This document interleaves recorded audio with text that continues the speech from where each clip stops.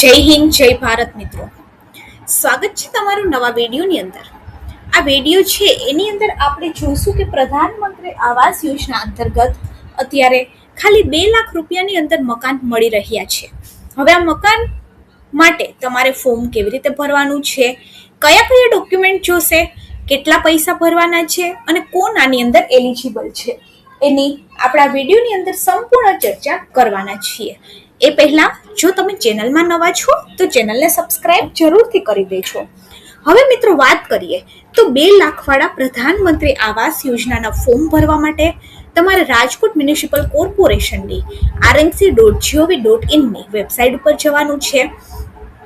જેવું તમે આ વેબસાઇટ ઉપર જશો એવું અહીંયા તમને અલગ અલગ ઓપ્શન દેખાશે. એમાંથી તમારે ઓનલાઈન સર્વિસીસ અહીંયા એપ્લાય ફોર ધ આવાસ યોજનામાં જવાનું છે.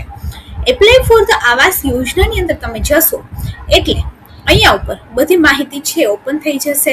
અહીંયા તમારે તમારો આધાર કાર્ડ નંબર નાખવાનું છે અને તમારું નામ એઝ પર આધાર કાર્ડ તમારે અહીંયા ઉપર નાખવાનું છે. એકવાર તમે આધાર કાર્ડ પ્રમાણે નામ નાખશો તમારું, ત્યારબાદ મિત્રો આપણે વાત કરીએ તો જે ફોર્મ છે એ ઓપન થઈ જશે. હવે ફોર્મ ઓપન થઈ જશે એની અંદર અહીંયા ઉપર તમારે તમારું નામ લખવાનું છે ગુજરાતી અને અંગ્રેજીમાં. ત્યારબાદ તમારા મોબાઈલ નંબર, ચૂંટણી કાર્ડ નંબર, તમારું જન્મ તારીખ, ત્યારબાદ અરજદારનો ધર્મ શું છે, હિન્દુ, મુસ્લિમ, શીખ, ખ્રિસ્તી, જૈન, બુદ્ધ, અન્ય. ત્યારબાદ અરજદારનો વ્યવસાય શું છે, કેટેગરી કઈ છે, દિવ્યાંગજન છે કે નહીં.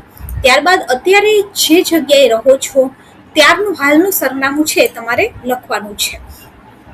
ત્યારબાદ અહીંયા ઉપર સહ અરજદારની વિગત, એટલે કે જો પતિના નામે ફોર્મ ભરતા હોય તો સહ અરજદારની અંદર પરણિત હોય તો પત્ની અને જો અપરણિત હોય તો માતા અથવા તો પિતાની વિગત તમારે આની અંદર નાખવાની છે. એમાં પણ આધાર કાર્ડ પ્રમાણે નામ લખવાનું છે, અરજદાર સાથેનો શું સંબંધ છે, સહ અરજદારનો મોબાઈલ નંબર શું છે, આધાર કાર્ડનો નંબર શું છે. ત્યારબાદ અરજદાર હાલ જે સ્થળે રહેતા હોય ત્યાંના 1/4/2025 બાદના જે મિલકત વેરા બિલ, લાઇટ બિલ અને ભાડા કરારની તમારે વિગત નાખવાની છે.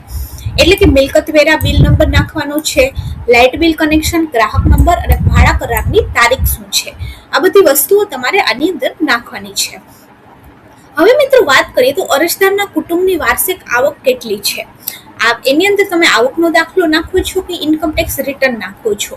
હવે ઇન્કમ ટેક્સ રિટર્ન તમારે એસેસમેન્ટ યર 2025 અને 26 એટલે કે નાણાકીય વર્ષ 2024 અને 25 નું તમારે આની અંદર જે આઈટીઆર ફાઇલ કરેલ હોય એની રિસિપ્ટ નાખવાની છે. ત્યારબાદ કુટુંબના સભ્યોની વાર્ષિક આવક કેટલી છે, દાખલા નંબર શું છે અને દાખલાની તારીખ શું છે. ત્યારબાદ અરજદારના બેંક ખાતાની વિગત નાખવાની છે કે જે બેંકની અંદરથી તમે સબસિડી જમા કરવા માંગો છો અથવા તો આવાસ યોજનાના પૈસા ભરવા માંગો છો. એની અંદર અરજદારનું નામ આવશે, બેંક ખાતા નંબર આવશે, બેંકનું નામ આવશે. અહીંયાથી કોઈ પણ બેંક છે તમે સિલેક્ટ કરી શકો છો. બેંકના બ્રાન્ચનું નામ આવશે અને આઈએફએસસી કોડ. આઈએફએસસી કોડ તમે કોઈ પણ બેંકની જે બ્રાન્ચ હોય ત્યાંથી તમે જોઈ શકો છો કે ધારો કે એયુ સ્મોલ ફાઇનાન્સ બેંક હોય એની તમે બ્રાન્ચ નંબર લખશો, ત્યારબાદ તમે બ્રાન્ચનો આઈએફએસસી કોડ ઓનલાઈન પણ શોધી શકો છો અને તમારા મોબાઈલની અંદર એપ્લિકેશન્સ હોય એની અંદરથી અથવા તો પાસબુકની અંદર આઈએફએસસી કોડ લખેલો હોય છે. હવે મહત્વની વાત એ છે કે આની અંદર કેટલા દસ્તાવેજ અપલોડ કરવાના છે. એક તો અરજદારનો પાસપોર્ટ સાઇઝનો ફોટો, ત્યારબાદ આ બધા જ 1 MBની સાઇઝમાં હોવા જોઈએ. તમે જેપીજી અથવા તો પીડીએફ ફોર્મની અંદર અપલોડ કરી શકો છો. અરજદારની સહીનો ફોટો, આધાર કાર્ડની આગળ અને પાછળની ઇમેજ એકસાથે, પતિ પત્ની માતા પિતા વાલીના આધાર કાર્ડની આગળ પાછળની ઝેરોક્સ એકસાથે તમારે નાખવાની છે ઇમેજ. ત્યારબાદ કુટુંબના વાર્ષિક આવકનો દાખલો અથવા તો આઈટીઆર રિટર્ન. અરજદાર હાલ જે સ્થળે રહેતો હોય ત્યાંનું લાઇટ બિલની ઇમેજ, હાલ જે સ્થળે રહેતા હોય ત્યાંનું મિલકત વેરાની અને હાલ જે સ્થળે રહેતા હોય ત્યાંના ભાડા કરારની ઇમેજ અહીંયા ઉપર નાખવાની છે. ત્યારબાદ આની અંદર સ્વ પ્રમાણિત કરેલું એક સહીવાળું પીડીએફ બનાવી અને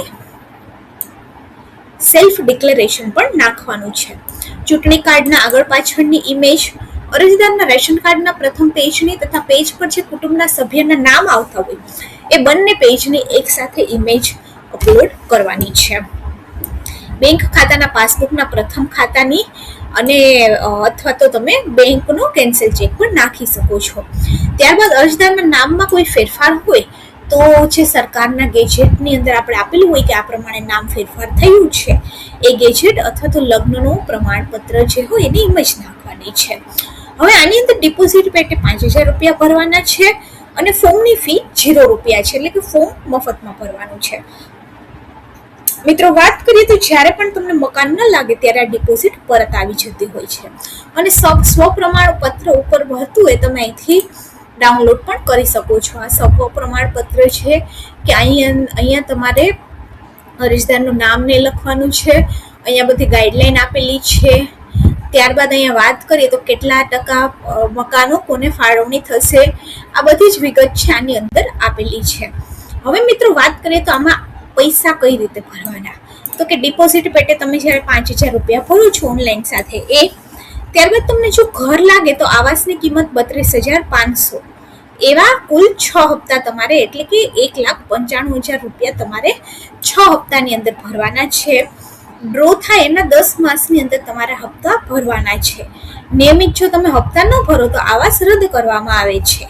ત્યારબાદ મેન્ટેનન્સ પેટે આમાંથી 30,000 રૂપિયા અલગથી ચૂકવવાના છે, એટલે અરજદારે કુલ આવાસની કિંમત 2 લાખ રૂપિયા અને મેન્ટેનન્સની કિંમત 30,000, એટલે 2,30,000 રૂપિયામાં આ ઘર તમને મળી રહે છે. મેન્ટેનન્સ જે હોય છે એ તમારા સોસાયટીના અકાઉન્ટની અંદર જમા થાય છે અને તમે કોઈ પણ એક્ટિવિટી રિનોવેશન માટે આ પૈસા વાપરી શકો છો.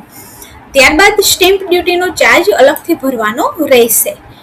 હવે વાત કરીએ તો સ્ટેમ્પ ડ્યુટીના અલગ અલગ ચાર્જ હોય છે. જનરલી 1.5% જેવું હોય છે, એ તમારે આની અંદર અલગથી ભરવાનું હોય છે.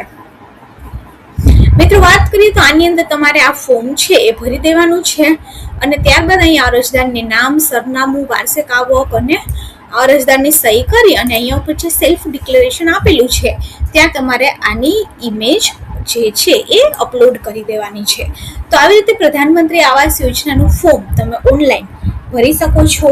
આના માટે કોઈ જ ફી નથી. તમે ઘરે બેઠા આસાનીથી આ ફોર્મ ભરી શકો છો.